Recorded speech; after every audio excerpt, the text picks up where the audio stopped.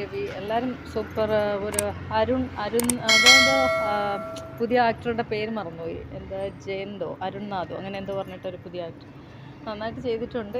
പിന്നെ എന്നാലും സാറിൻ്റെ കുറേ സ്റ്റണ്ട് പടങ്ങളിൽ നിന്നൊക്കെ വ്യത്യസ്തമായിട്ടൊരു ഹൊറർ അറ്റംപ്റ്റാണ് അത്. അത്രത്തോളം പേടിപ്പിക്കാൻ വേണ്ടിയിട്ടുള്ള സംഭവം ഇല്ല, കുറച്ചുകൂടെയൊക്കെ നന്നായിട്ട് നമുക്ക് കുറച്ചുകൂടെ എക്സ്പെക്റ്റേഷൻ കുറച്ച് കൂടുതലാണ്, പ്രത്യേകിച്ച് സാറായതുകൊണ്ട്. പക്ഷേ ടോട്ടലി കണ്ടിരിക്കാം, കൊള്ളാം.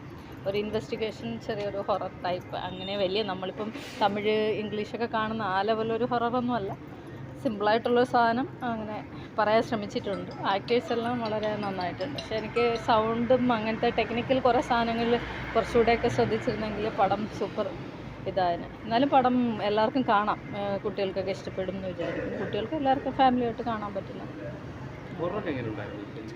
ഹൊറർ നമ്മളിപ്പോൾ ഒരുപാട് ഹൊറർ മൂവീസ് കാണുന്നത് കൊണ്ട് ഇതൊരു അസാധ്യ സംഭവം എന്ന് പറയാൻ പറ്റില്ല. നമ്മൾ നോർമലായിട്ട് പറയുന്നതാണ്.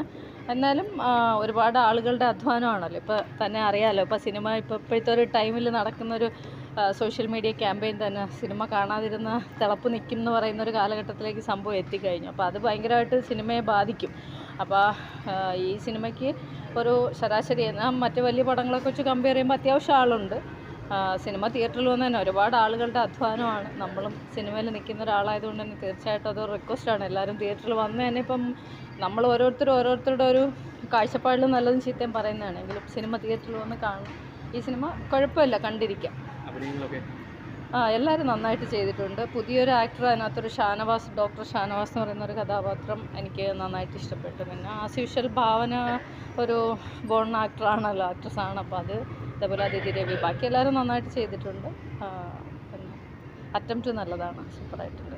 നല്ല ഫിലിം, നല്ല സൂപ്പർ. കന്നഡ സൂപ്പർ, നല്ല പടം. Acting super. എടുത്ത ಖುಷಿ ಡಾಕ್ಟರ್ ಅದರಿಂದ നല്ല നല്ല ഫലം, നല്ല മിക്സിങ് ഫൈറ്റിങ് എല്ലാം നല്ല. ഒരു ത്രില്ലറാണ്, ക്രൈം ത്രില്ലറാണ്.